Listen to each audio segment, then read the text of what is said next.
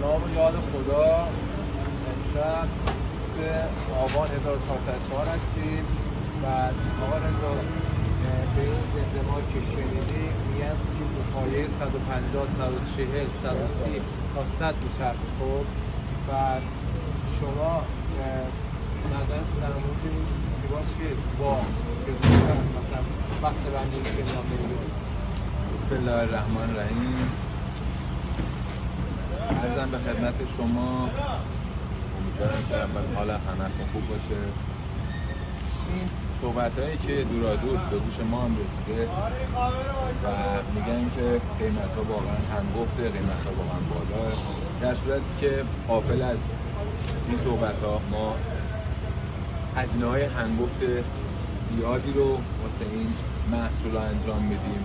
تمام این هزینه‌ها از قبیل کارگرها، هزینه‌های خود سبد، هزینه‌های حمل و نقل، هزینه‌های باربری، سردخونه، تک تک اینا رو اگه جمع کنیم میرسیم به یه قیمت عادلانه که این قیمتایی که الان تو بازار هست فکر میکنم حالا تا جایی که پیشکسوت‌های ما بزرگتران تو رأس کشاورزی دارن فعالیت میکنن، فکر کنم قیمت‌های متعارفی باشه.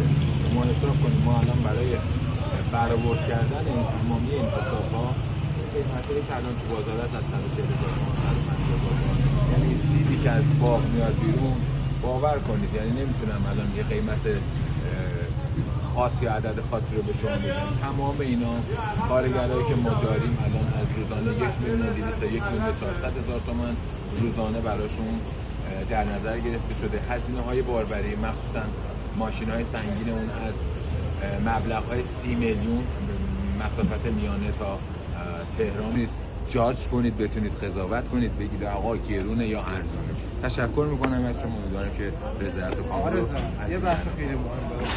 اکثرا میگن خیلی پوشان می‌دارن تو بار، خیلی بی‌انصافیه. شما زیاد پوشان می‌دارن، شما این بحث ما علت اینکه پوشال تا 300 گرم 250 گرم تا 300 گرم داریم به خاطر اینکه این سیب سلامت بیاد برسه. این به عنوان جداره‌ای برای حفاظت از این هم تو سردخونه هم تو ماشین‌های حمل و نقل انجام میشه و حتی این کاغذ هم که اگه علتش رو بپرسید واسه نگهداری از رطوبت‌ها تو دمای منفی‌های سردخونه استفاده میشه و اگر هم می‌بینید تو جعبه مقدار زیادی از این پوشال استفاده شده، البته قطعا تو سیب‌های سفید بیشتر استفاده میشه چون خیلی زودتر صدمه می‌بینه تا سیب‌های قرمز و این هم فقط علتش اینه که خوب و صحیح و سالم بدون هیچ